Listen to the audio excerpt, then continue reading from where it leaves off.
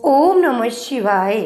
राधे राधे दोस्तों, श्रद्धालुओं, महाशिवरात्रि वह पावन रात्रि है जब स्वयं भगवान शिव करुणा और कल्याण के स्वरूप में अपने भक्तों पर कृपा वर्षाते हैं। पुराणों में एक कथा आती है कि एक बार एक शिकारी घने जंगल में भटक गया।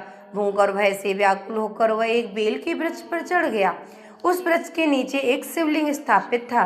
रात भर जागते रहने के लिए शिकारी बेल के पेड़ के पत्ते जो थे वो तोड़ तोड़ के नीचे गिराता रहा और पूरी रात व्यतीत होती रही और वो अनजाने में पत्ते तोड़ता रहा और शिवलिंग के ऊपर गिरते रहे।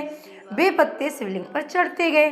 भय के कारण उसकी आंखों में जलधारा बहती रही जो शिवलिंग पे भी गिरती रही और इस प्रकार उसकी जो जल था वो चढ़ता रहा, क्योंकि आंसुओं के माध्यम से जो जलधारा शिवलिंग पर गिर रही थी वो जाने अनजाने में उसने रात्रि जागरण और बेल अर्पण और जलाभिषेक भी हो गया, क्योंकि जो पत्ते थे बेलपत्री के वो भी शिवलिंग पे गिर रहे थे और जो आंखों से इसकी जलधारा बह रही थी वो भी शिवलिंग पर गिर रही थी।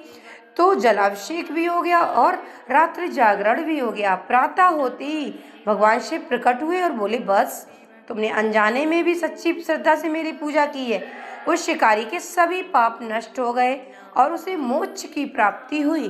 श्रद्धालुओं, इसलिए कहा जाता है महाशिवरात्रि की रात, एक रात हजारों दिनों की पूजा के बराबर फल देती है।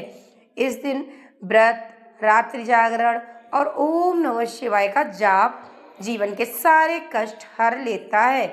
हमारे भोलेनाथ तो इतने भोले हैं कि अनजाने में भी की गई पूजा को भी वो अपनी पूजा स्वीकार करते हैं और सच्चे मन से की गई पूजा भोलेनाथ अवश्य स्वीकार करते हैं।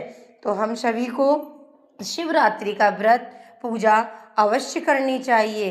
हो ना सके, ज़्यादा ना हो सके तो शिवलिंग पर बेलपत्री और दूध से गंगा जल मिलाकर जल अवश्य अर्पित कराएं। भाव और विश्वास से ही तो भोलेनाथ प्रसन्न होते हैं, उनका नाम ही भोले है, तो फिर उन्हें कोई छल और दिखावे की जरूरत नहीं है। ओम नमः शिवाय। बोलो हर हर महादेव।